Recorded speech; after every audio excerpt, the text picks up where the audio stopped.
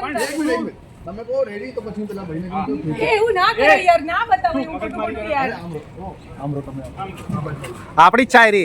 ના યાર, આ આપણી જ છે, આ આપણી જ છે. આપણી નહીં યાર. તમે ત્રણ કહો પછી ચાલો 1 2 ચાલુ.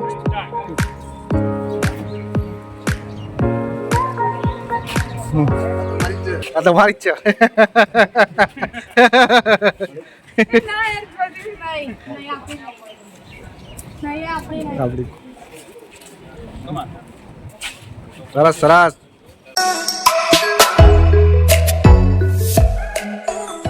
So hey everyone, welcome to my another vlog and after so many long time મારા ન્યૂ વ્લોગમાં તમારા સૌ મિત્રોનું સ્વાગત છે. અને આજે છે મારી માટે બહુ મોટો દિવસ, કારણ કે અમે જો રેડી થઈને નીકળી ગયા છીએ ગાડી લેવા માટે. કારણ કે અમારી જૂની ગાડી જે પહેલાં જૂની સ્વિફ્ટ હતી અમે ગઈકાલે જ આપી દીધી છે, તો હવે નવી ગાડી નવી તો નહીં પણ જૂનામાંથી ગાડી લેવા જવાનું છે. એમ કરીને મને રેડી કરીને આ લોકોએ મને સાથે લઈ લીધી છે. રસ્તામાં જોઈ લીધી છે સ્ટ્રોબેરીઝ, તો ભાઈ સિઝનની ફર્સ્ટ સ્ટ્રોબેરીઝ લઈ લીધી છે.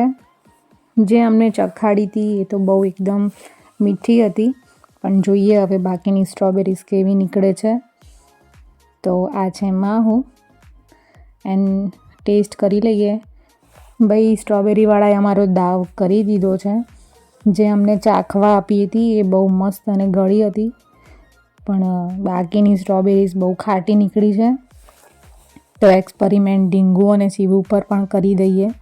બંનેને ટેસ્ટ કરવા આપી પણ શિવે તો ના પાડી દીધી ચોખ્ખી. મને લાગે છે આ બધી સ્ટ્રોબેરી માર જ ખતમ કરવી પડશે.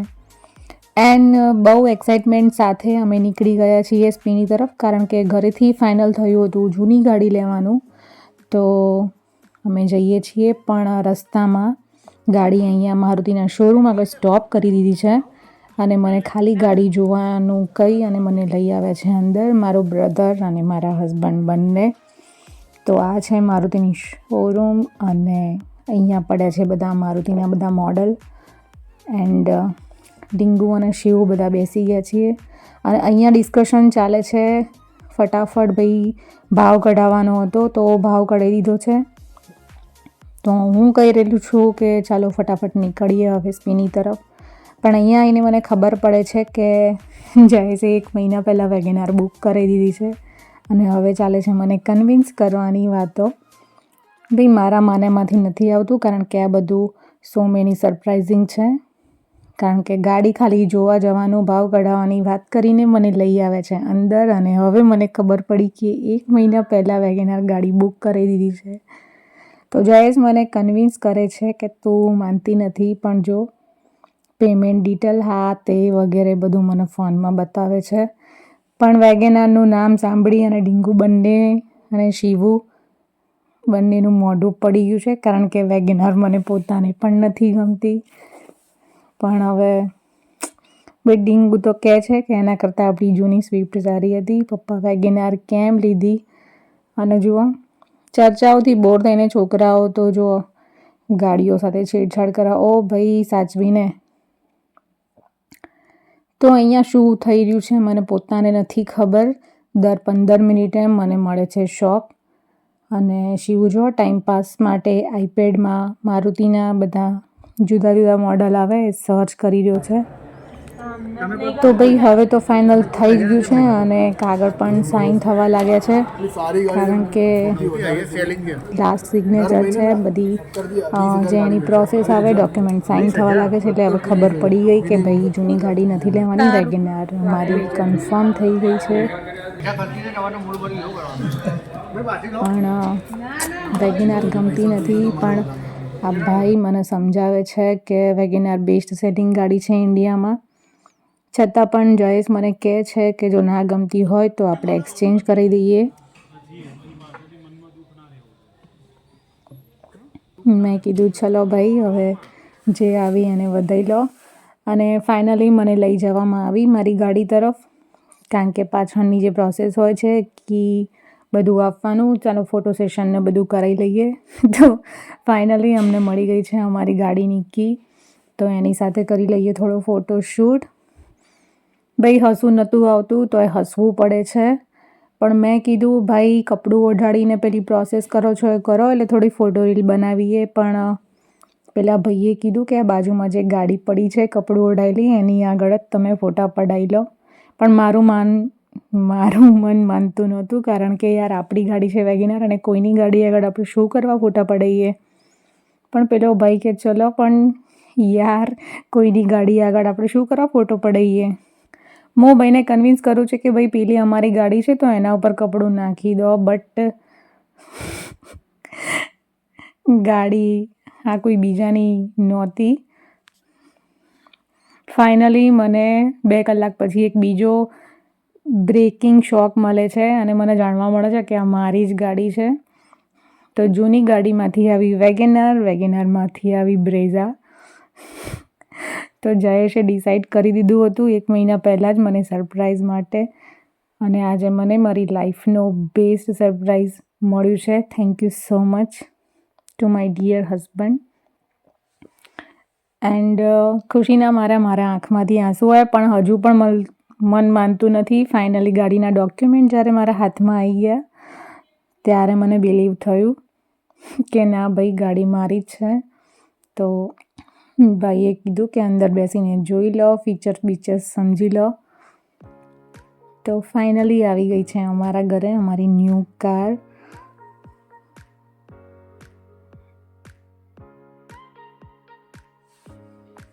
તો 2 કલાકની અંદર જે 15 મિનિટે મને આંચકા મળ્યા છે, મને હજી વિશ્વાસ નહોતો થતો. એમ થતું હતું કે હજી કંઈ નવો શોખ ના મળે તો સારું, પણ ના આ ફાઇનલ શોખ હતો. તો હું અને જયેશ હવે ચેક કરી રહી છીએ ગાડીના ફીચર્સ, એટલે કે એસી, કુલિંગ, હા તે વગેરે બધું કામ કરે છે કે નહીં. બટ એસી તો બહુ પાવરફુલ હતું. જો અમારા વાળ પણ ઉડવા લાગ્યા છે. અને હવે ટાઈમ થઈ ગયો છે પૂજાનું. ભાઈ ઘરે નવો મેમ્બર આવ્યું છે તો ફાઇનલી ડીંગુના હાથે કરી દઈએ એની પૂજા. તો સ્વસ્તિક અને 5 ચાંદલા દ્વારા ડીંગોએ કરી દીધી છે ગાડીની પૂજા. એના પછી જયેશે મને કહ્યું કે તું પણ મારા ઘરની લક્ષ્મી છે તો તું પણ ચાંદલા કરી લે. તો ફાઇનલી મેં પણ કરી દીધી છે પૂજા અને બહુ ખુશ છું. બંને છોકરાઓ પણ બહુ ખુશ હતા. એમના પપ્પાને થેન્ક યુ કહે છે અને આટલી મોટી સરપ્રાઈઝ આપવા માટે જયેશને thank you so much dear, thank you so much. અને આ છે મોટા કલાકાર. લઈ ગયા ખબર જ ના પડી. કમ્પ્લીટ એક્ટિંગ આવડે છે અમને તો. હવે શું કરે, કસ્ટમર જે કે એ પ્રમાણે આપણે કરી દઈએ. કોઈને નતું ભૈયા સૌથી મોટા કલાકાર નીકળ્યા. ત્રણેયની એક્ટિંગ નંબર 1 માઇન્ડ બ્લોઈંગ હતી. 2-2.5 કલાકની અંદર મને સહેજ પણ શક પડવા ના દીધો કે ભાઈ અમારી ગાડી આ છે, કારણ કે એને પહેલાંથી જ સમજાવી દીધો હતો જયેશે. અને અમારી આવી ગઈ છે ગાડીની નંબર પ્લેટ. તો હવે નંબર પ્લેટ માટે આરટીઓના ધક્કા ખાવાના બંધ થઈ ગયા છે. સીધી શોરૂમ પરથી જ તમને નંબર પ્લેટ લાગી જાય છે. એટલે અમારી આવી ગઈ નંબર પ્લેટ અને થઈ ગઈ અમારી ગાડી રેડી. તો લગભગ બધી જ પ્રોસેસ કમ્પ્લીટ થઈ ગઈ છે અને ડોક્યુમેન્ટ પણ સાઇન થઈ ગયા છે. તો બસ હવે રાહ છે કે ક્યારે લઈને નીકળીએ અમે અમારી ન્યૂ મેમ્બર ફેમિલી. તો થઈ ગયા અમે રેડી અને જઈએ છીએ on the way to home. તો શોરૂમમાંથી ગાડી નીકળી ચૂકી છે અને શિવુ અને ડીંગુ બંને બહુ ખુશ છે. પણ આ બધી પ્રોસિજરમાં બહુ જ વાર લાગી હતી. તો ફાઇનલી થઈ ગયો તો લંચ ટાઈમ પણ ઓવર થઈ ગયો હતો. વાગી ગયા હતા મે બી 2:30 થી 2:45. તો આવી ગયા છીએ અમે હોનેસ્ટમાં. એન્ડ હોનેસ્ટમાં આવ્યા તો ઓલમોસ્ટ 3 વાગી ગયા છે. તો ચાલો ટાઈમ ટુ લંચ. અને અહીંયા માહુ, શિવુ અને ડીંગુ બધા ભૂખ્યા થઈ ગયા હતા. મને પણ જોરદાર ભૂખ લાગી હતી. તો સૌથી પહેલાં ઓર્ડર કરી દીધું છે મેં મારું સ્ટાર્ટરમાં ચીલી પનીર. પણ ચીલી પનીરમાં પહેલી વાર તેજપત્તું મેં અહીંયા જ જોયું, બાકી કોઈ જગ્યાએ તેજપત્તું હોતું નથી. એન્ડ પંજાબી સ્ટાર્ટરમાં આવી ગયું છે અમારું વેજ જયપુરી એન્ડ પનીર મક્ખનવાલા. તો ખાવાનું થઈ ગયું છે ફિનિશ. અને અહીંયા છે અહીં નવી જાતના ટીશ્યુ મેં ફર્સ્ટ ટાઈમ જોયા, એટલે હોટ વોટરમાં ડીપ કરેલા કેપ્સ્યુલ હતા, ટીશ્યુ કેપ્સ્યુલ કંઈક આ રીતનું હતું. અમારા ખેરાલુમાં તો નથી હોતા. તો જમી કરી અને ફાઇનલી અમે નીકળી ગયા છીએ ઘરે. અને મતલબ હજુ પણ હાર્ટ બ્રેક ના થાય એવું વિચારતી હતી કે ભાઈ હવે કોઈ નવો શોખ ના મળે.